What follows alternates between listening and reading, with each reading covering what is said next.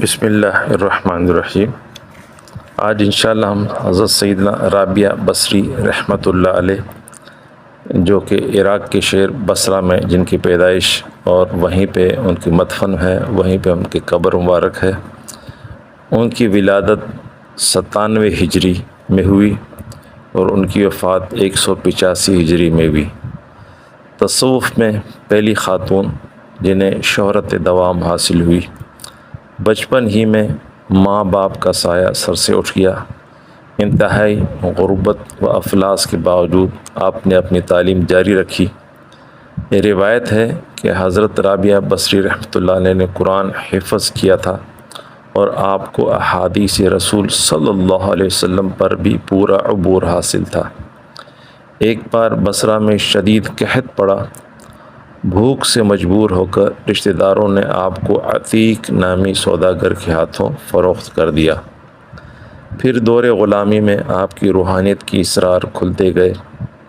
مشہور ہے کہ حضرت امام حسین بصری رحمۃ اللہ علیہ جیسے عظیم و جلیل القدر بزرگ بھی آپ کی خدمت میں حاضر ہوا کرتے تھے۔ انسان جلد باز بھی ہے، ناشکرا بھی اور ظالم بھی۔ بنین و آدم کی انہی کیفیات اور جذبات کو خالق کائنات نے بڑے عجیب پیراہے میں بیان کیا ہے۔ کبھی کہا گیا جب ہم اسے رنج و الم دیتے ہیں اور کسی آزمائش میں مبتلا کر دیتے ہیں تو بار بار آسمان کی طرف دیکھتا ہے اور نہایت شکستہ و غم زدہ لہجے میں کہتا ہے، اس پر میرا کوئی اختیار نہیں، یہ سب تو آسمان کی طرف سے ہے۔ پھر جب ہم اس کی گرے و زاری سن کر اس کے سروں سے بلاؤں کو ٹال دیتے ہیں اور اپنی نعمتوں سے سرفراز کر دیتے ہیں تو وہ بطور فخر کہتا ہے کہ یہ سب کچھ میرے زور بازو کا نتیجہ ہے۔ انسان کے اسی منافقانہ جذبے کا نام ظلم ہے۔ شکست کو اللہ کے فیصلوں سے تعبیر کرتا ہے اور فتوحات کو اپنی کوشش و تدبر کا نتیجہ قرار دیتا ہے۔ ناشکرا اس لیے ہے کہ اللہ کی بخشی ہوئی بے شمار نعمتوں کو بے دریغ اپنے استعمال میں لاتا ہے، مگر دینے والے کی بے مثال فیاضیوں کا اعتراف نہیں کرتا۔ گردش روز و شب کو محض ایک اضطراری عمل سمجھتا ہے۔ ٹھنڈی ہوائیں چل رہی ہیں سو چلتی ہی رہیں گی، بارش ہو رہی ہے سو ہوتی ہی رہے گی، مگر جب اچانک اس نظام میں خلل پڑ جاتا ہے تو پھر آسمان کی طرف منہ اٹھا کر چیخنے لگتا ہے، ہوائیں بند کیوں ہو گئیں اور بارش کرم رک کیوں گئی؟ اے ہواؤں کے چلانے والے ہواؤں کو چلا، اے پانی کے برسانے والے پانی برسا۔ پھر جب مرطوب ہوائیں نہیں چلتی اور زمین کو زندگی بخشنے والا پانی نہیں برستا تو یہی ناشکرے لوگ بزرگان دین کی خانقاہوں کا رخ کرتے ہیں، کھلے میدانوں میں نماز استسقاء پڑھتے ہیں، صدقات و خیرات بھی کرتے ہیں، مگر بعض اوقات پانی پھر بھی نہیں برستا۔ گویا انسان کے گناہ اتنے زیادہ ہوتے ہیں کہ رحمت باری جوش میں نہیں آتی۔ قدرت طے کرتی ہے اب ناشکر گزار کی اس بستی کو سزا دیے بغیر نہیں چھوڑا جائے گا۔ یہ غالباً 105 ہجری کا واقعہ ہے۔ تاریخی شہر بصرہ میں خوفناک قحط کی لپیٹ میں آ گیا۔ ایک بار دمشق میں ایسا قحط پڑا کہ یار لوگ عشق و عاشقی جیسی چیز کو بھی فراموش کر بیٹھے۔ بصرہ میں بھی کچھ ایسا ہی قحط پڑا۔ لوگوں نے صرف محبت کی لطیف و نازک جذبات کو بھول گئے، بلکہ ان کے سینے نفساتی خواہشوں کے ہجوم سے بھر گئے۔ وہ اپنے شکم کی آگ بجھانے کے لیے اپنے ہم جنسوں کو ازرا قیمتوں داموں پر فروخت کر رہے تھے۔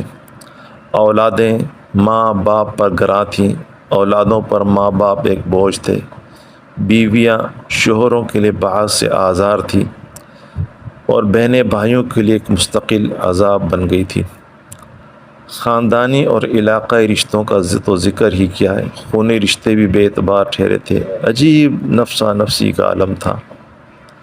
ماں باپ اولادوں سے ہاتھ چھڑا رہے تھے، بھائیوں نے بہنوں سے منہ پھیر لیا تھا، دوست ایک دوسرے کو پہچاننے سے گریزاں تھے، بھوک کافریت اپنا خونی دہن کھولے کھڑا تھا۔ اور تمام انسانی رشتے، احساسات و جذبات، عقائد و نظریات اس کی خوراک بنتے جا رہے تھے۔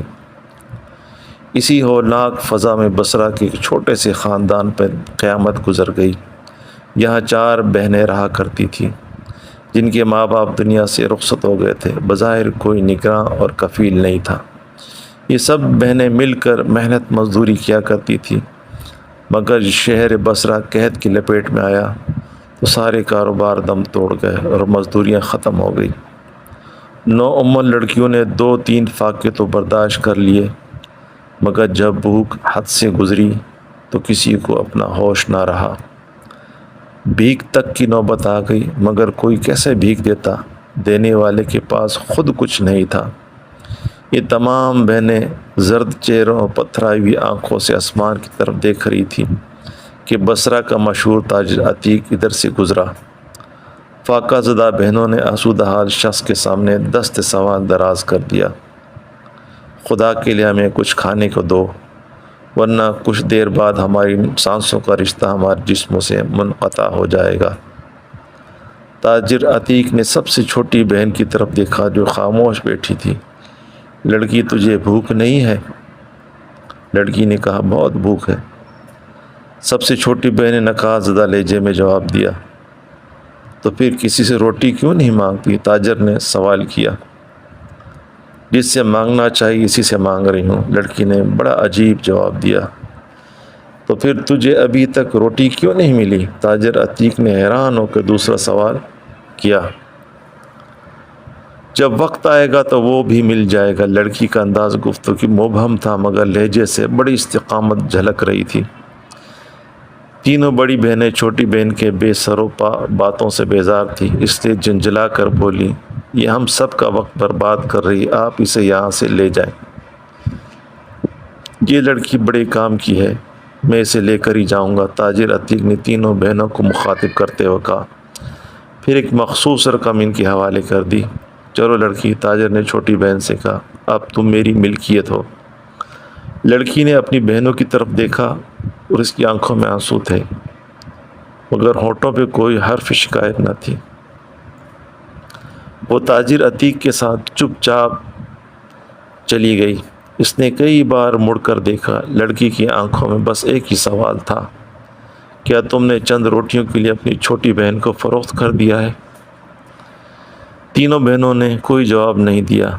انہیں بھوک کی عفریت سے نجات مل گئی تھی اور تاجر کی دیے ہوئے سکے گننے میں مصروف تھی۔ پھر انہیں اپنی چھوٹی بہن کی آنکھوں میں لرزنے والے معصوم حسرتیں اور کانپتے ہوئے سوالات کس طرح نظر آتے۔ آخر لڑکی نظروں سے اوجھل ہو گئی اور ضرورت کے بے رحم ہاتھوں نے خونی رشتوں کو جدا کر دیا۔